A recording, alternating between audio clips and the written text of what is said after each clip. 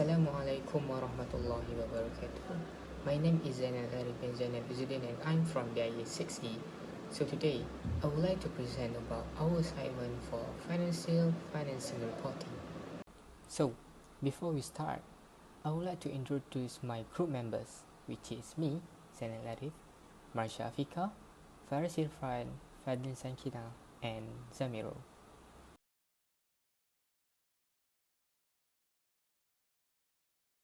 So today, I would like to give an introduction about MFRS 116 and MFRS 138. For MFRS 116, it is about PPE, or known as Property, Plant and Equipment. As we know, PPE is a physically existing items that can be physically touched and it are held for use in the production or supply goods and services. Next, PPE also are intangible items that are expected to be used more than one period and used for administrative purpose. Next, the standards shall be applied in PPE Acc. First, PPE that classify as held for sale. Second, biological asset related to agricultural activities. Third, recognition and measurement of exploration. And last but not least is evaluation asset and mineral right and reserve. Next is MFRS 138, which is intangible asset. Objective of this standard is prescribe the accounting treatment for intangible asset that are not dealt with specifically in another standard, and its measure the carrying amount of intangible asset. This standard shall be applied in intangible asset except first, financial asset. Second, recognition and measurement of exploration. Third, intangible asset that within the scope of another standard. And last but not least is expenditure on development. Hi, my name is Fadlin Sakina. So I would like to present about MFRS 138 that have been applied in MW Malaysia Holding Berhad's Annual Report 2021. Okay, under the terms of recognition, MW Malaysia Holdings Berhad has recognized goodwill, computer, software, and development costs as their intangible assets of the company. These have been presented under Notes to Financial Statement in Notes 15, Intangible Asset. Also, the group has recognized net carrying value of RM20,167,000 on its intangible asset during the financial year. Okay. As we can see on the bottom right side, note to the financial statement, there is 20.167 figure that shows the group has recognized net carrying value of its intangible asset. Under the measurement terms, MW Malaysia Holdings Berhad have been applied cost model measurement methods. This can be seen on the right side, where the group measured its intangible asset with cost value and minus with the accumulated amortization value. So there will be net carrying amount on the bottom of the statement.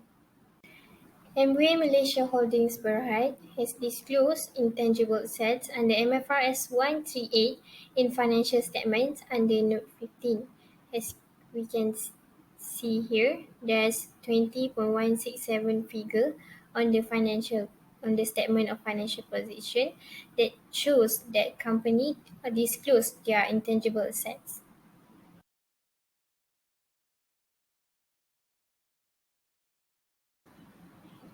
Okay, so we are moving to the next company where my group choose Sime Darby Plantation Berhad's Annual Report. Under the recognition terms, Sime Darby Plantation Berhad has recognized their intangible asset as goodwill, asset usage right, intellectual property right, smallholder relationship, customer relationship, computer software, agriculture development costs, work in progress capitalized, or in terms of agriculture development costs, and acquired brand names or trademarks. Okay, this can be seen in Notes 23, Intangible Assets in notes to the financial statements of the annual report. The group has recognized net book value of 2,818,545,000 ringgit on its intangible assets during the financial year. This can be same as the picture shown behind, where I have extracted it. Under the measurement term, Sundarbi Plantation Berhad have applied revaluation model measurement method, where fair value at the revaluation date minus subsequent accumulated amortization and any subsequent accumulated impairment loss. This can be shown in the right picture, where the company measured its intangible asset on the 1st January 2021 at the revaluation date and calculate the net book value at the 31st December 2020.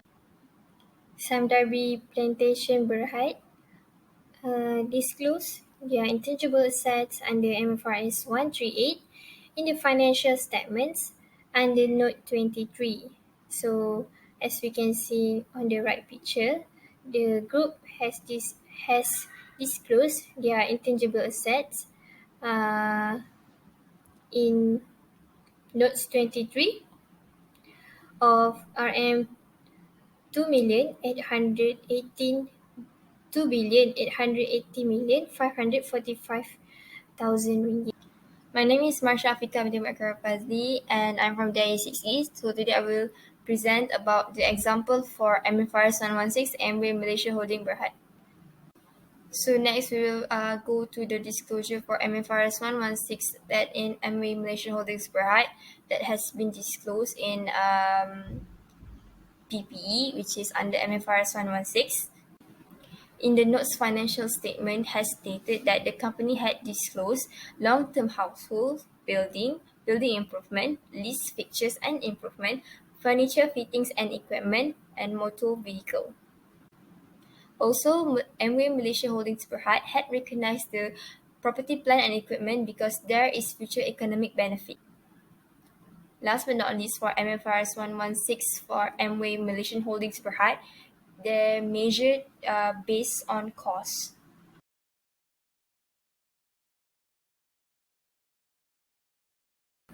Next, moving on to Sundarbi Plantation Berhad, they also has disclosed property, plant and equipment under MFRS 116.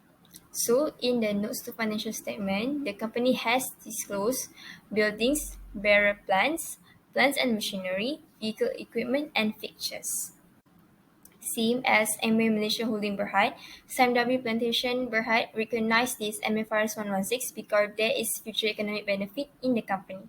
Last but not least, for the measurement of the company, for the MFRS 116, Sundarbi Plantation Berhad stated that they measure on cost. Assalamualaikum and hi, my name is Ffr Video Acc and my ID is PDA 2007096. So today I am going to give an explanation about the MFRS versus MPERS. So basically today I am going to explain about the MFRS 116 versus Section 17 of MPERS, and also I'm going to explain about the MFRS 138 versus Section 18 of MPERS. So let's check it out. So I am going to explain about the MFRS 116 versus Section 17 of MPERS.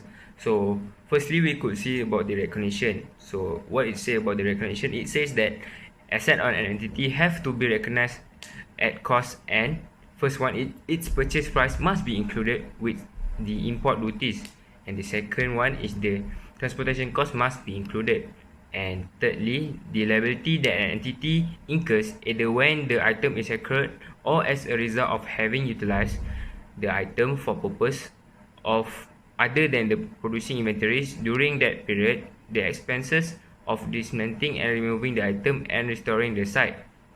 So for the Section 17 of MPERS, it says that an entity must recognize the cost of an item of property, plant and equipment as an asset if it is probable that future economic benefit associated with the item will flow to the entity. And the second one is the item cost can be accurately estimated.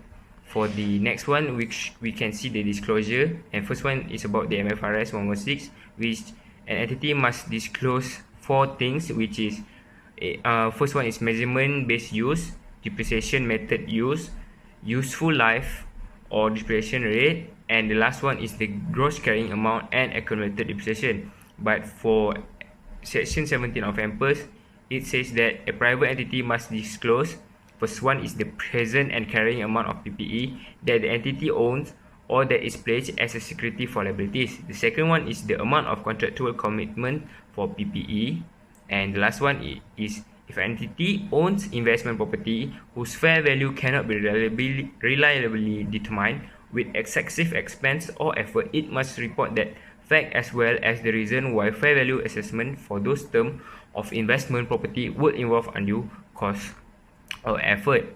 So for lastly, which is the measurement, the MFRS 116 has 2 measurement, which is first one is the cost model and the second one is revaluation model. So for the cost model, it says that the cost of PPE must be deducted from the carrying amount as well as any accumulated depreciation and impairment losses.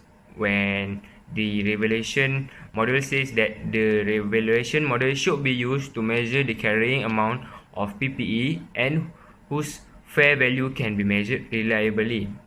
And for the section 70 of MPERS, the measurement being used is the cost model. So let's go to the next MFRS.